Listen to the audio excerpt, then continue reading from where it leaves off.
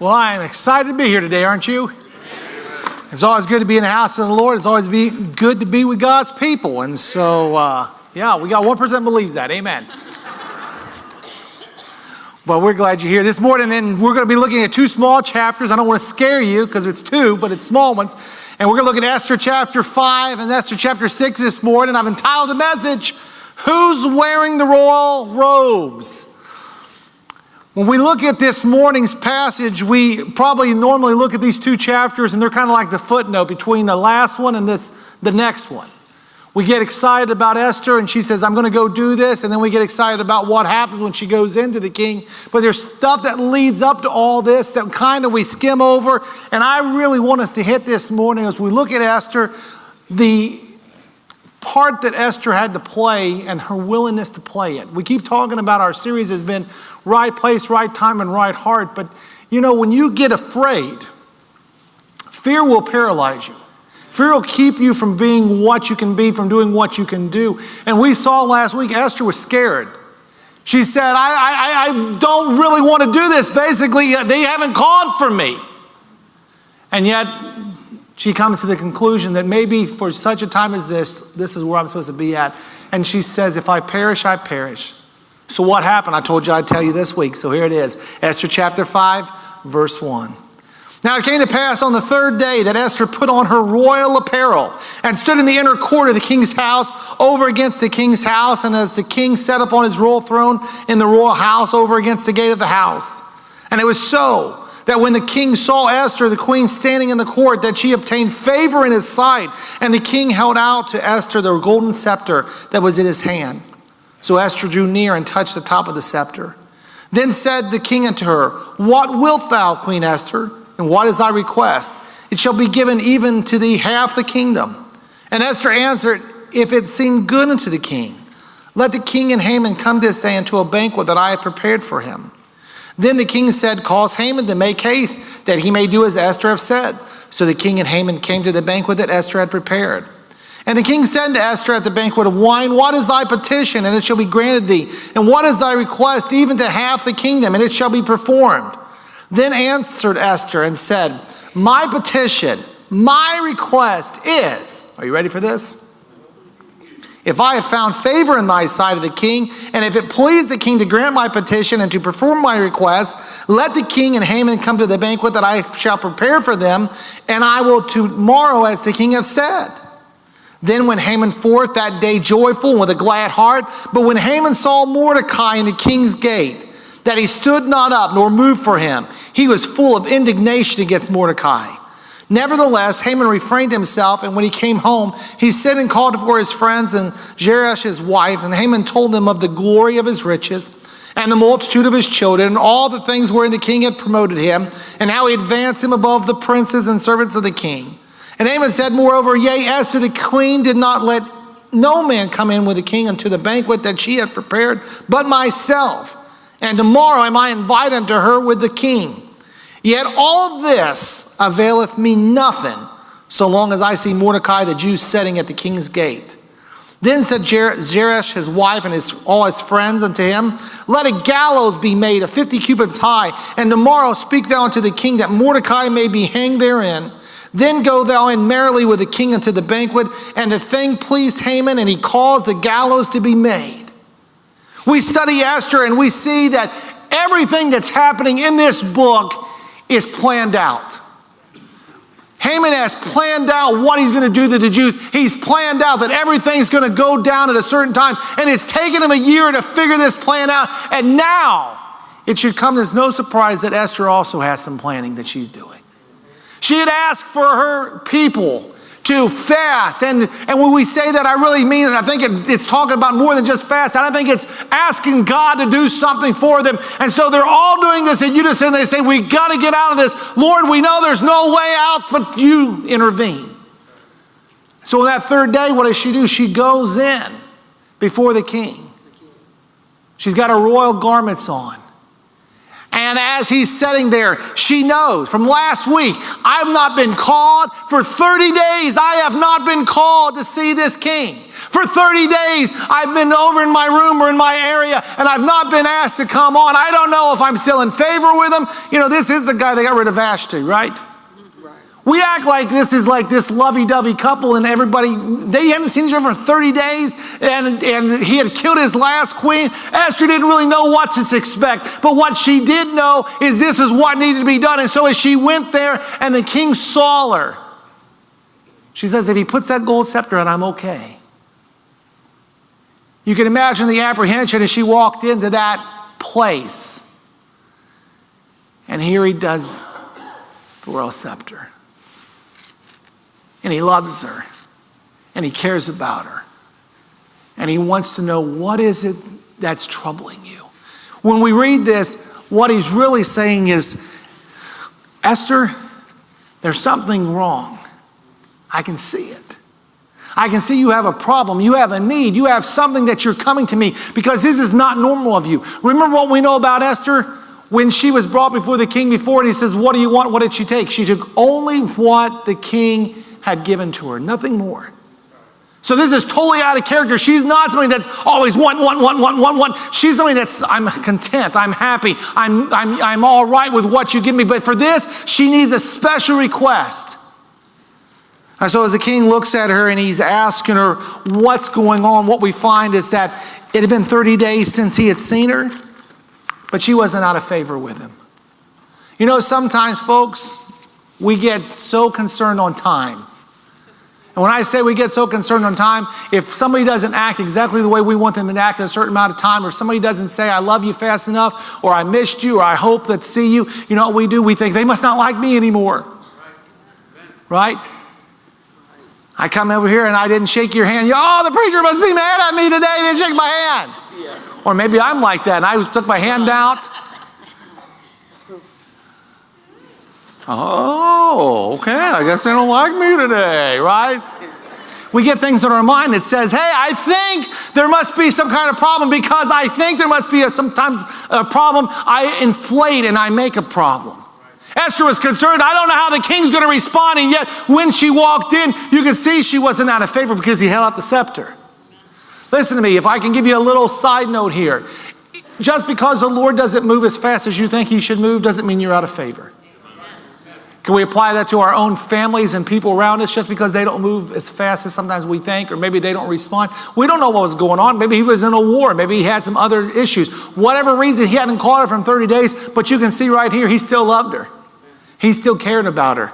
She was still his queen. What's your request, Esther? What is your request? What is it that you need? What is it? His desire was, I want to make a difference in your life. And you're thinking, if that was me right then and there, I'd have said, I want you to kill that old guy right there. But Esther, she's smart. I used to love this story when I was a kid. She said, I just have one request. Well, what's your request, dear? I would like to prepare a banquet. What do they say? A way to a man's heart is through his what? Stomach. All right. You can see there's a lot of heart right there, you know.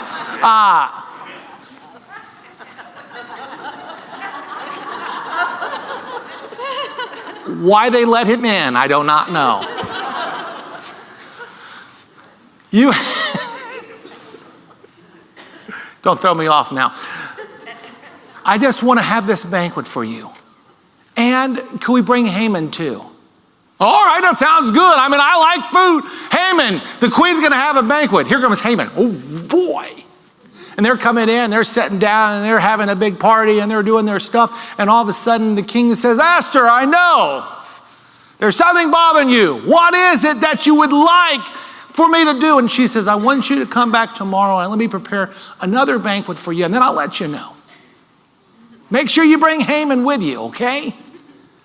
They eat all this stuff. They're big. They're probably stuffed as if they went to the Golden Corral or something. You know, they're coming out. You walk out like this, you're going to the corral like, whoa. You know, I'm glad I got stretchy pants when I go to the Golden Corral. You know? So here they go. And Haman walks out and he's all built up. He's all happy. He's strutting his stuff. And all of a sudden, of all the people he could possibly see, guess who he sees? Mordecai. Haman's walking out. He sees Mordecai there, and Mordecai doesn't move. He's sitting at the gate. He doesn't stand up. He doesn't bow. He doesn't even acknowledge him. He's got that look on his face, that look when you get mad at somebody. But he doesn't do anything that night because he says, I'm just going to go home. So he goes home. He got his wife there, and she says, I got to call up all our friends, right? I got to get them all here. Call them all. Come all over here. So he sets them down. He says, I got some things I want to tell you. I'm a very blessed man. I have a lot of children. I have a lot of money. I have a lot of prestige. And guess what? The queen is preparing all these fancy banquets, and the only people that are even coming are the king and myself. All these things are so wonderful. All these things are so great. All these things are so grand. But, if that old Mordecai's alive, they're not any good to me. They make me mad. They leave me in a bad situation. If Mordecai's still alive, there's nothing good that's going to happen. In fact, here's what he says in verse 13. Yet all this availeth me nothing so long as I see Mordecai the Jew sitting at the king's gate. You notice what he points out here? He points out not only is Mordecai his enemy, but he also points out who he is.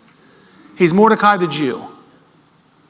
Have you ever met somebody that has everything going for them, but they're not happy? My little boy sometimes, Carter, you say, how's your day today? It's the truth, isn't it, Lori? He'll say, well, today, and he'll name something bad. I fell down on the playground. I broke my pencil. Well, what else did you do? Well, I got an A in my spelling test, and I met a new friend. I did all this stuff. But he always starts off with the bad thing. I said, what do you start off with the bad thing for? That was one little part of your day. But that's what he's thinking about. You know what Haman's problem was? His problem was the same thing Carter has, and sometimes what our problem is. We can have everything going for us. 99% of our day, we can be looking at things and saying, wow, I'm able to walk, I'm able to have fun, I had a good meal, I have a good family, I have all these good things, but it's that one thing, that one person, that one little situation, and it ruins everything for us. And we come home and instead of saying, man, I had an awesome day at work, I did all this stuff, we think about the one time that somebody stole your deviled egg sandwich in the refrigerator. How was your day today? Somebody stole my egg sandwich in the refrigerator. Right? We get so caught up with the one thing that's bad that we can't see the thing that's good. So many times I think, church, that's how we kind of live our lives. You got all kinds of things going on, and you're saying, should praise the Lord for this, and I should praise the Lord for this, and I should praise the Lord for this. But what I'm so worried about is I'm like Haman, as long as that guy's sitting there, I saw their face. They look like this. So I look like that back at them. And now I'm mad. And my day is ruined. What ruins your day? What ruins your day? Were you still able to walk? Were you still able to see them? Yeah. Did you have something to eat? Did you have a job? Were you still healthy? Did everything else go good? What ruined your day? Think about it for a second. Haman, what ruined your day? You have got all what the world says is great. And yet your day is ruined, and your day is ruined because of this guy. But not only because of that guy, you're looking at a whole group of people and saying, I don't like any of them. You know, when you get caught up and you don't like people just because they're related to somebody, or just because they look like something, or just because they're part of somebody's family, there's a problem there. You know that? There's a problem. We got to get rid of that kind of attitude. It'll ruin your day. It'll ruin your week. It'll ruin your month. It'll ruin your year. It'll ruin your life. That's the way that works sometimes. Haman, you got a choice right now. You could have maybe been a little bit more happy than what you were, but he wasn't. So what does his wife and her friends and his friends say? Poor fellow. You got to take care of that. I'll tell you what you do. You go get him and make a gallows for him. 80 feet tall. And you have him hung tomorrow on them gallows before you eat. And that way you won't have indigestion with your meal, okay? Boy, that's a good idea, he says. So he caused it to be made. And he went to bed that night. So let's get to chapter 6. chapter 6, verse 1. And on that night could not the king sleep. And he commanded to bring the book of records of the Chronicles, and they were read before the king. And as it was found written that Mordecai had told of Bigthana and Teresh, two of the king's chamberlains, the keepers of the door, who had sought to lay a hand on the king Ahasuerus. And the king said, well, what honor and dignity have been done to Mordecai for this? Then said the king's servants that ministered unto him, there is nothing done for him. And the king said, who is in the court? Now Haman was come into the outward court of the king's house to speak unto the king, to hang Mordecai on the gallows that he had prepared for him. So we have the king, he's woke up and it's now kind of early in the morning, and he's talking about Mordecai, and he says, wait a second, this guy spoiled this plot to kill me. What have we done for him? How have we helped this guy out? How have we showed our appreciation? They said, king, we haven't done a single thing for this guy. And the king's hearing something on the outside, because it's the same thing. You can't come into the king unless he calls you in. If you do, you don't get the scepter, right? So Haman's not coming in there, he's waiting. And the king says, who's out there? And they said, it's Haman, he's here already. And the king says, oh, okay, Haman's here. And the king's servants, verse 5, said unto him, behold, Haman standeth at the court. And the king said, let him come in. So Haman came in, and the king said unto him, what shall be done unto the man whom the king delighteth to honor? Now Haman thought in his heart, to whom would the king delight to do honor more than to myself?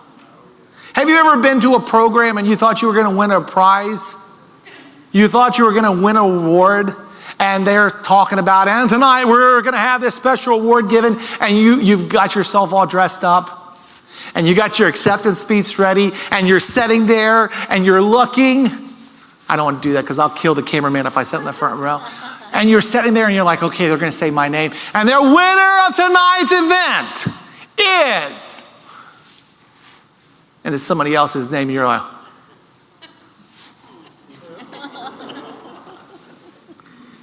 the king says to Haman, he says, hey, listen, and he didn't tell him what he was doing. All he said is, what should we do for someone who the king is just delighting and is so proud of, is just wants to show his appreciation? And Haman's sitting there for a second and says, oh my goodness, he has to be talking about me. I mean, who else possibly could be given this kind of reward rather than myself? Look at all the things I've got going on. You know why Haman was there for? Do you remember why he went to early for? Who remembers? He wanted to ask Mordecai's life, right? He's got so pumped up with this, he's forgot all about Mordecai, right? He's thinking, oh boy, the king is asking me what kind of reward would I like? You know, sometimes when somebody says, what would you like as your reward? We have this humbleness about it sometimes. Sometimes, I won't say all the time, right? What would you like? And you're like, oh, nothing, just whatever you want to do, that kind of, and you're hoping, I hope they give me a good reward. Haman, he doesn't got any fault. He's not got no humility at all about him, does he? What do you think? I think it's going to be me. So I'm going to go out. Listen to what Haman says here. Listen to what he's asking for, folks. Verse 7 says, and Haman answered the king, for the man whom the king delighteth to honor.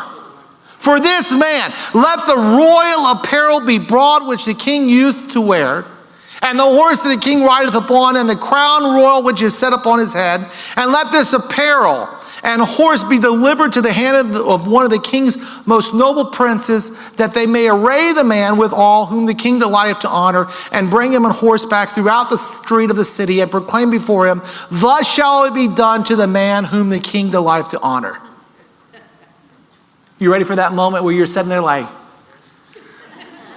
then the king said to Haman, make haste and take the apparel and the horse as thou hast said, and do even so to Mordecai the Jew that sitteth in the king's gate, and let nothing fail of all thou hast spoken.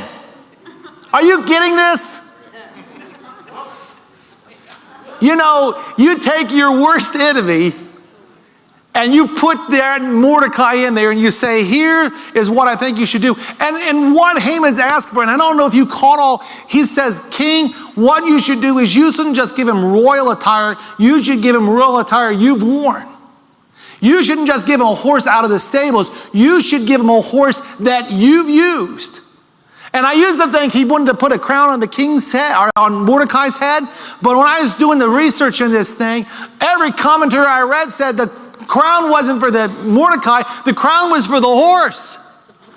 Put a crown on the horse because this was the king's horse. And then he said, pick one of the princes, one of the high officials to go around and lead this horse and tell everybody, this is who the king loves. This is who the king delights in. This is who the king thinks is special. This is this guy that's awesome. Everybody, this guy is awesome. As soon as he says it, he thinks it's going to be him.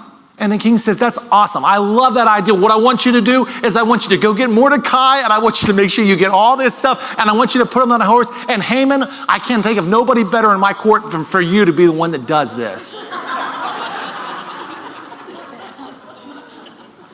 The guy that's spent all night making a gallows to hang Mordecai, the guy that's there early to see him get killed, instead is now going to spend his day walking around with his horse to everybody and saying, this is who the king really likes. This is who the king says is awesome. This is Mordecai. You know, you ever had your kids and you say you're sorry, and they're like, sorry. I don't know how Haman did this. I mean, he didn't refuse the king, but I can't imagine he was like, it's kind of, right? His day is not starting off too good.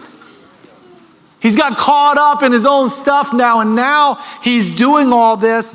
And so what do we find out? It says in verse 11, then took Haman the apparel and the horse, and arrayed Mordecai, and brought him on horseback through the street of the city, and proclaimed before him, thus shall it be done unto the man whom the king delighteth to honor. And Mordecai came again to the king's gate, but Haman hasted to his own house mourning, and having his head covered. He wasn't real thrilled, was he? No. And Haman told Zeresh, his wife, and all his friends everything that befallen him. Then said his wise men and Zeresh, his wife, unto him, if Mordecai be of the seed of the Jews before whom thou hast begun to fall, thou shalt not prevail against him, but shalt surely fall before him.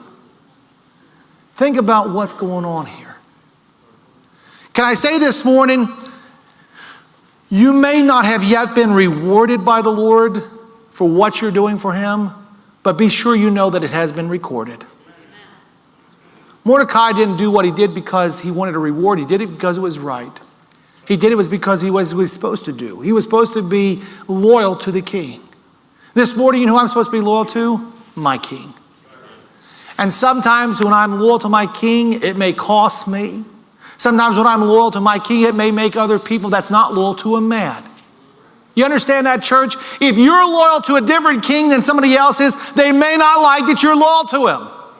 I'm serving the Lord. And so those that don't serve the Lord may not like that I'm serving the Lord. They may not like that you're serving the Lord. They may say, what is the purpose of serving the Lord? I can read this story this morning, I can see Haman, and I can say, God, as I'm looking at this thing, I see enemies triumphant. I see defeat after defeat. I see this prosperity of Haman, and I'm thinking, God, when are you going to do something?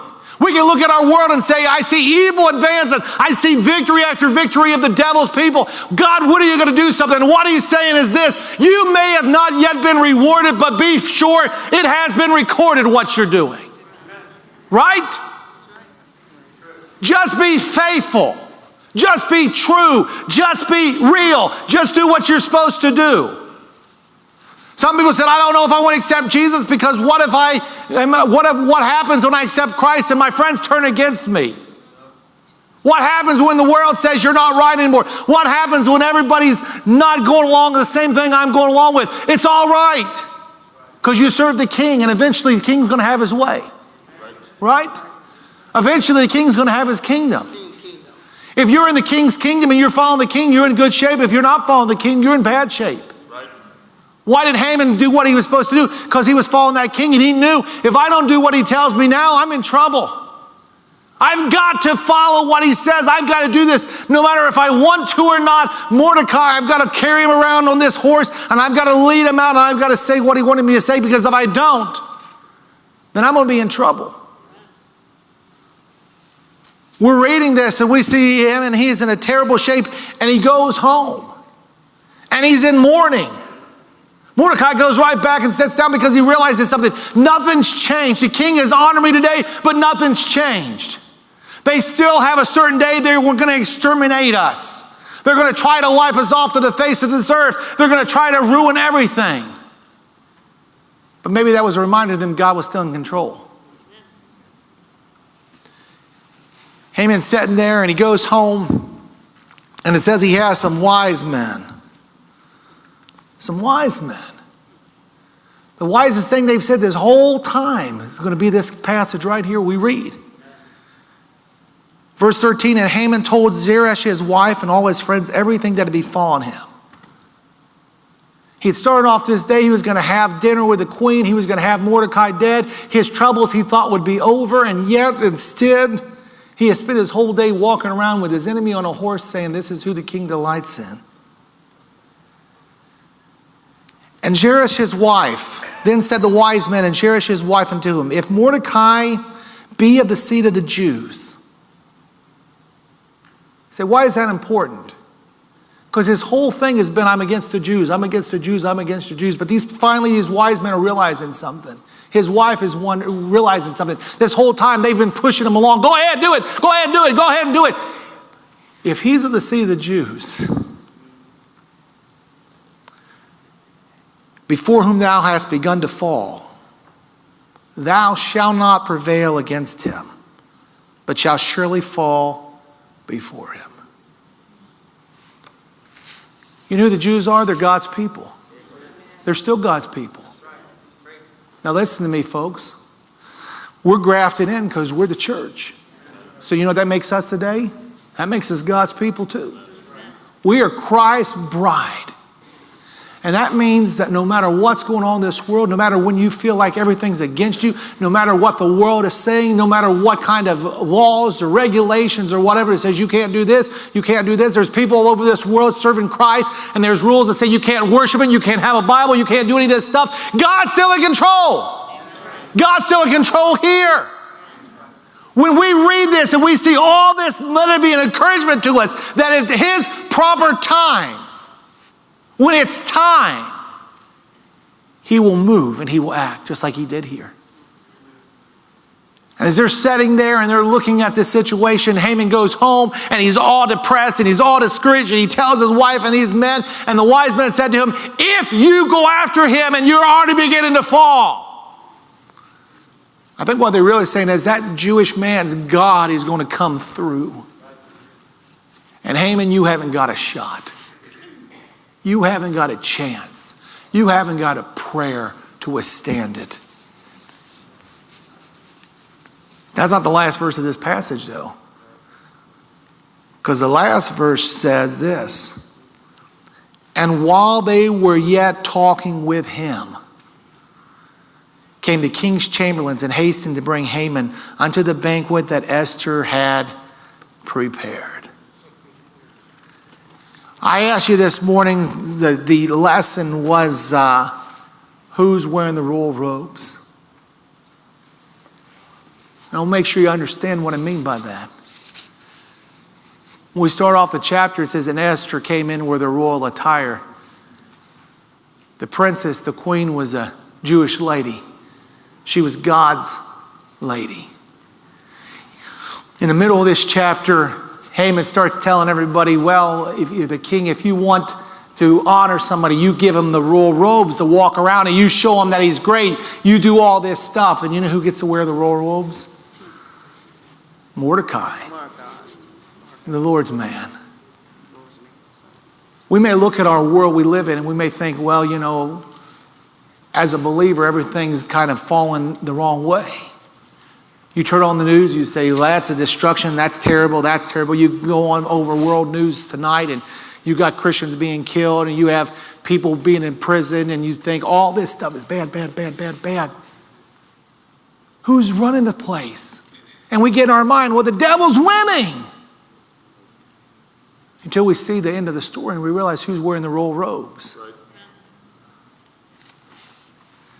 You know, there's a song that says, we shall wear a robe and crown, right? Watch ye, therefore, you know not today, when the Lord shall call your soul away. If you're striving, fighting for the right, you shall wear a robe and crown. I'm going to wear a robe. I'm going to wear a crown. When the trumpet sounds, when the trumpet sounds, I'm going to wear a crown, going to wear a crown. You are too, if you know him, right? Hey, listen to me today. Whose robes are you wearing? If you're Jesus people, you're wearing his robes. You're wearing royal robes. You can look at the world and say, but what about this? And I'm going to say, this is not the end. This is just the beginning. This is a starting point. Don't be discouraged today. Don't live your life thinking that everything is so terrible. When you go to college, you see everybody doing everything, right? You got some college students here. You say everybody's doing everything different than what God's saying, so maybe I should do it because they are succeeding. There's a point when success ends. There's a point from success ends. You watch your basketball superstars, your football superstars, and what happens? If they don't make preparations for the future, what happens when success ends? They're broke. If we don't prepare for the future, we're morally, we're spiritually, we're emotionally broke. Young adults in here, the same thing. We can prepare for today or we can prepare forever. Don't live for just today.